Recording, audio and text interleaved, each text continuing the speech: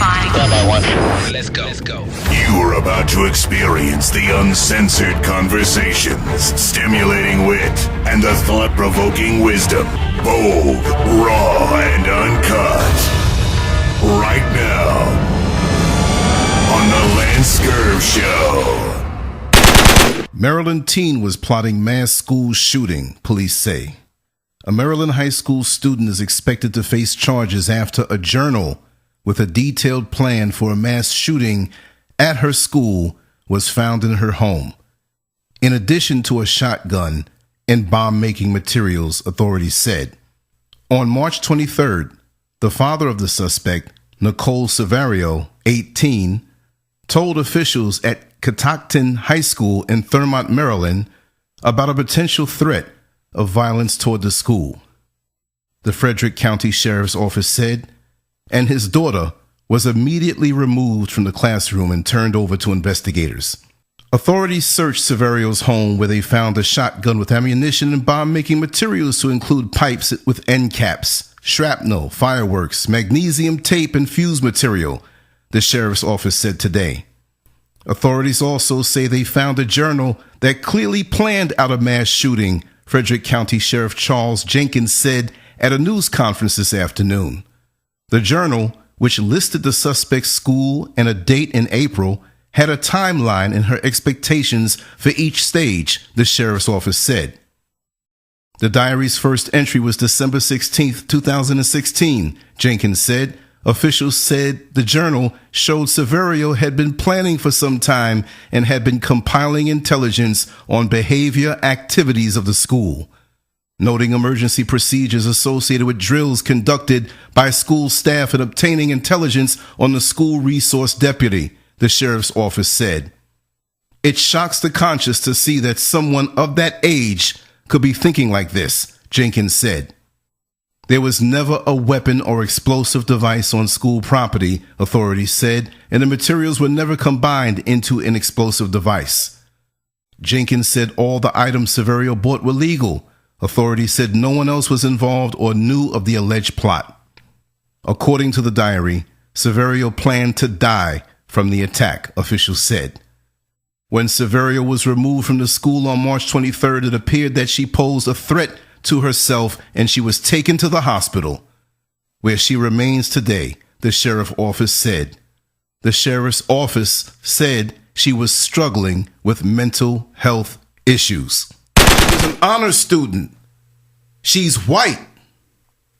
She grew up in suburbia, nice home on a corner lot. Concerned citizens who were so concerned about her mental health. If that were someone black, they would be a thug, a criminal. Why wasn't she called a terrorist? Maybe she does have mental health issues. What I'm focused on is how the media slants things and uses key words that most often get by us. The whole school was so ready to help and to be understanding. But in another case, the story would have been slanted different. So this is what I'm trying to make everybody see. You know, we need to care for our kids, yes. We need to raise them up, but we need to be connected to them so we know where they're at mentally. Back in the day, we had more hands-on dealings with our children. They had to feel some sense of accountability when they sat at the dinner table in the evening, after we came home from work and after they came home from school. We had situations where the teachers knew the parents and the parents knew the teachers. We also knew who the beat cops were, the regular police officers. We had more communication and we understood because we had community. Now we don't have that anymore, especially in the black neighborhoods, which we really don't have community anymore. And it's easy to have slander passed over on us en masse in the media. And while I'm not just blaming the media, because so many of us are so happy and so glad when we have a microphone stuck up under our nose or a camera shoved right into our face to coon and act out and live down to the expectations of those who only have dealings with us on their television sets and on these jobs. But once we go home, we understand how we feel about each other. And for the most part, many of us on the black side know that we are not criminals and thugs for the most part. But when you see a young white girl who can think up something like this and plan out doing it, still, she has mental health issues. And again, I wouldn't doubt that. She doesn't even look like she's got it all right in the head. And I'll grant her and give her a little more leeway. What teenager does in this day and age? You know, back in the day growing up, you know, once we hit our teens, we had our insecurities. We had things that we were struggling with, how we looked, how we were accepted by our peers. And things that now seem so far in the distant past, but they were major to us then. But we would never think of gathering bomb-making material and guns and weaponry to go shoot up a school because of our insecurities, which in this case is deemed a mental illness. So where do we draw the line? My thing is, we don't have that connectedness anymore. And every time I talk about a story, I always try to find an angle on it. Mrs. Scurv and I, earlier today, we were speaking about children in different classes. And we're not talking about schools. We're talking about classes in society. More so rich kids versus the blue collar kids. Not versus like it's a battle, but the differences that we have in our households en masse in general, because there's always an exception to the rule. So Mrs. Scurv told me how there are situations in her life that she observed that there were some affluent kids who didn't look right in the head. They didn't look well. They didn't look like they were nourished properly on many levels, not just the physical. Socially, many of them are social misfits. Many of their parents have so much money that they think that money is the answer. Well, you know, if you look like you're not well, let me buy you another laptop. Let me buy you another car. Let me buy you another gadget. Let me send you on a trip. You'll be all right. But the needs of children haven't changed. Society has. What do you think about that, Mrs. Scurv? I think with a lot of these kids that I have observed that, their parents have a lot of money. But for me, it's when you have your kids, not because you have a lot of money or whatever, but, you know, I think we should give our kids them more love. They need more love. And it's really hard that you have all this money and these kids are not really eating properly. I see a lot of these kids that their parents have money. I mean, see them, you know, looking at them. And I'm saying something is wrong with these kids.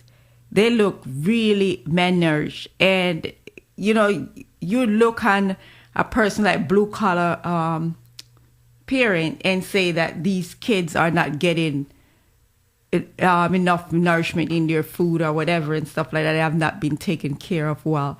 But I've seen these kids myself and I look at them and you can see it. And something is really, really wrong, you know, and we have to be so careful, not because you have a lot of money. That's not all to life.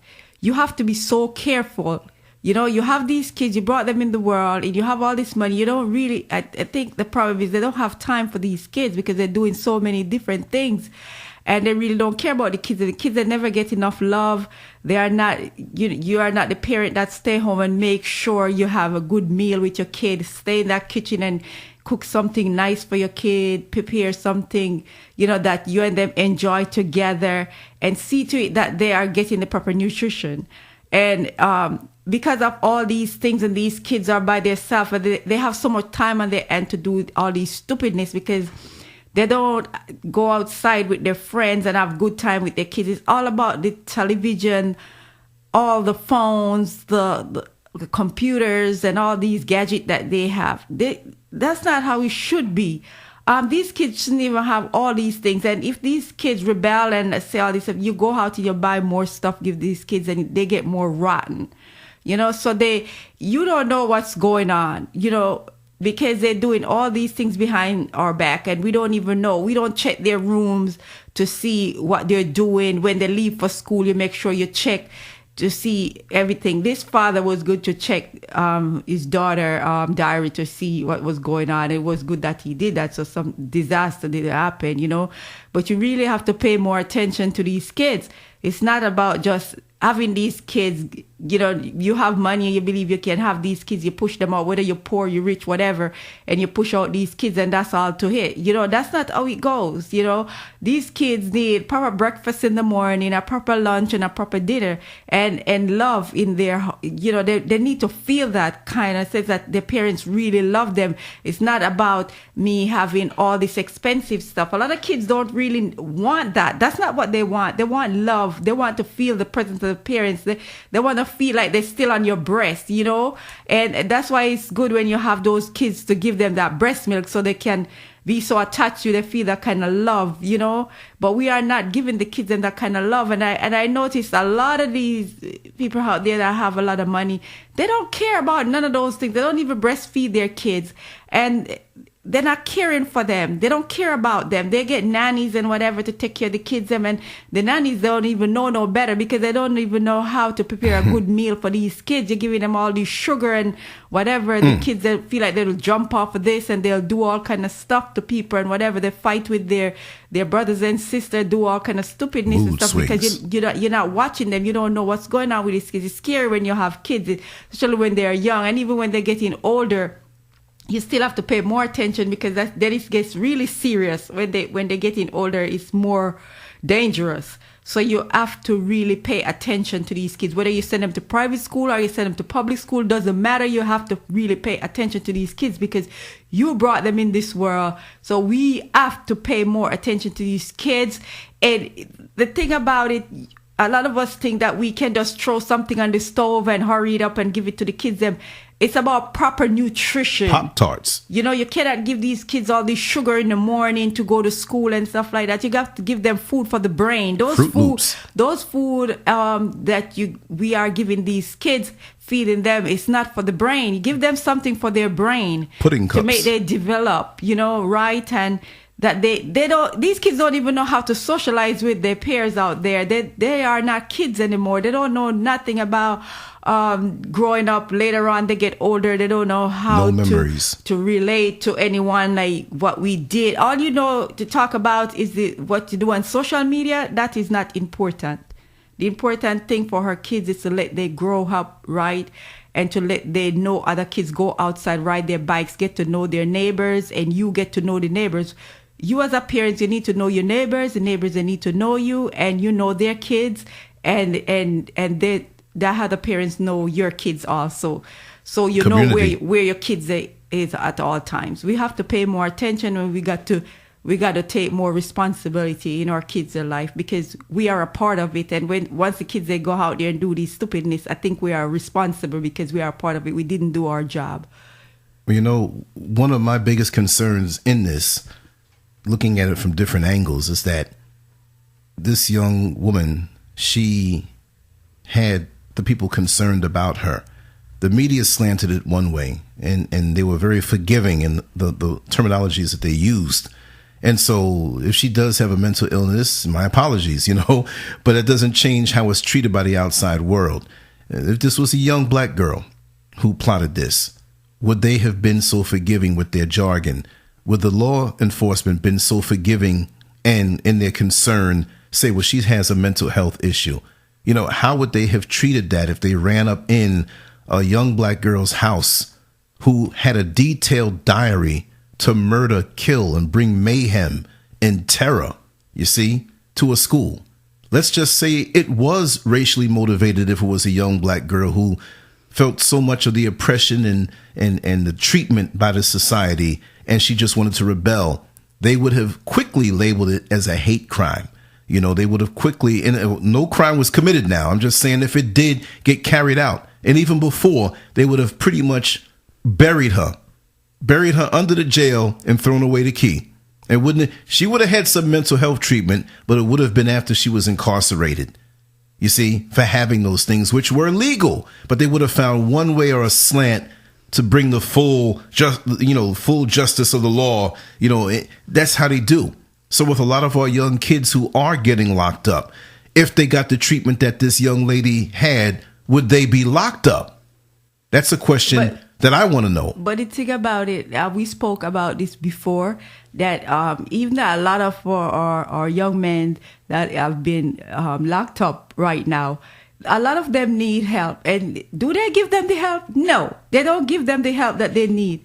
It's not about help, sweetheart. It's about keeping them coming back to keep that to keep the prisons full, to keep them making money. It's about money. It's all about money making when it comes to us. You know, like it's money, because they can make money out of us. They can. A lot of times we don't do the things that they say we have done. You understand? And they lock us up. That's historic. You understand what I'm saying? It's just about a money making thing, and it's not right. And that's why I always have to put this in there. What a day when judgment come, and we all have to face that judgment. When we all have to face God, that day when He come, and we all have to face it. We all gonna have to face it. Whether you are down 6'6" or whatever they put you 2 foot, I don't care. The Bible said that the dead in Christ shall rise first, and then when everybody rise up, and you all shall be judged, and all the wickedness that you have done to people like me, like man, it's really sad that you really have to put this in there. I'm sorry for this young lady, and I understand. I really understand, because I've been around a lot of people, a lot of people, whether it's black, white, or whatever. I've been around a lot of people. I mean, close to them, and I observe a lot of things for myself.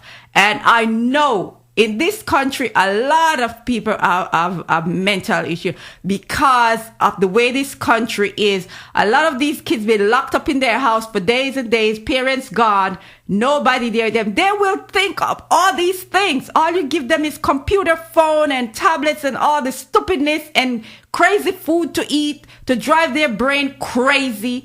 I understand it. You know, I really understand it. A lot of these kids have mental issues. Then they give them just drugs. And then you're going to take them and put them in a place. And this girl don't need they can evaluate her and whatever, but she don't need to be put on any drugs. This is what messing up our kids. Putting this girl on some drugs to say she's going to get better, that's not going to help her. The parents need to, get her counseling, but the parents need to change our diet completely. They need to change our diet completely, and they need to put her on nothing but herbs, not those stupid meds that they put them on to let they go do stupid things later on. It messed them up for life. It scars them. Yeah, it scars them. It's messed up. The other point that I wanted to make, because we're going to wrap this up real soon, but this is overall for everyone, right? It's not a black-white issue on what I'm about to speak on, but it affects us who are highly melanated, right? When we had music back in the day, what did they call it? Soul music, right? We had soul food. Now, soul food, I have to say, I don't really agree with the pork and the fried up stuff like that. The part that I want to speak on with soul food is that we prepared our meals with our hands, out of love. Mm-hmm. And that may have saved us back in slavery, because eating that pig. Exactly. Even under all of that pressure, we didn't do certain things when the oppressor was coming at us, right. The slave master was coming at us. We had each other. But we abandon that now because we've been integrated into the open society. We feel as though now we're doing better because we can sit on the toilet next to our slave master or his children. But the soul has been sapped out. Life has been taken out of the things that used to give us life. We don't play instruments anymore. We don't have our children touch an instrument, even if they decide not to pursue it anymore. Expose them to certain things. They don't get into music anymore. They don't get into artwork anymore. They don't get into expressing themselves and how they feel, and whichever way they express themselves, it's okay to express yourself that way because you're getting these insecurities and things out of your system. We don't communicate and share our expressions. The music we listen to is digitally synthesized. There's no hand in it anymore. There are no live concerts for young folks like there used to be anymore. You get your laptop, you get a program, you throw together some beats, you make this stupid voice, also slow-mo. What is that? That sounds like you're high on something. What do they call it?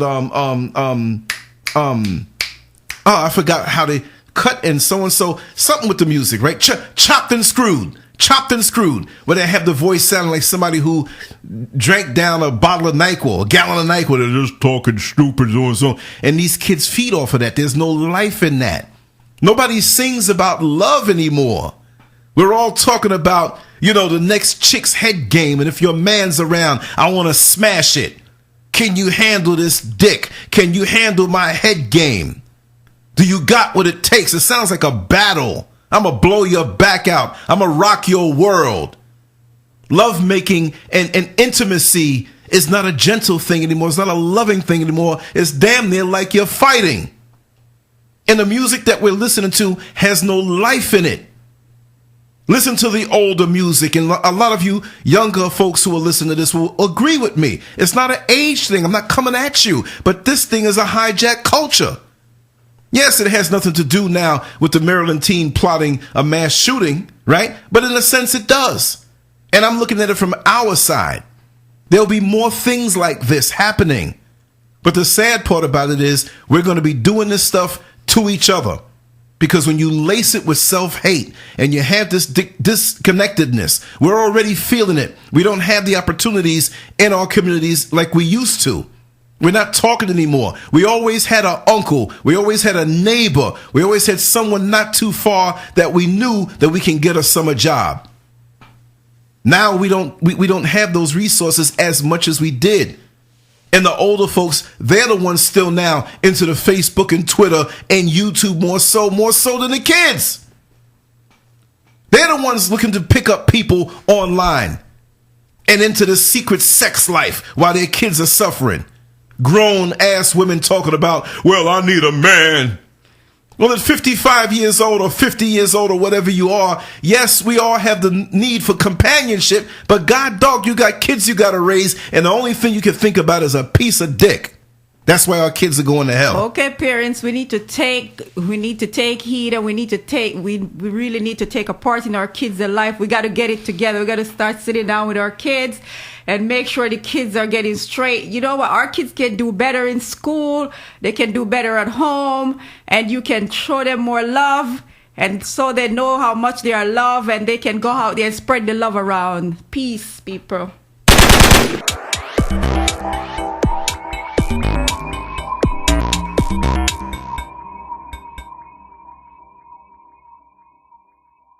Make sure to check out the boldest blog at LanceScurv.com and follow Scurv on Twitter, Facebook, and YouTube under LanceScurv.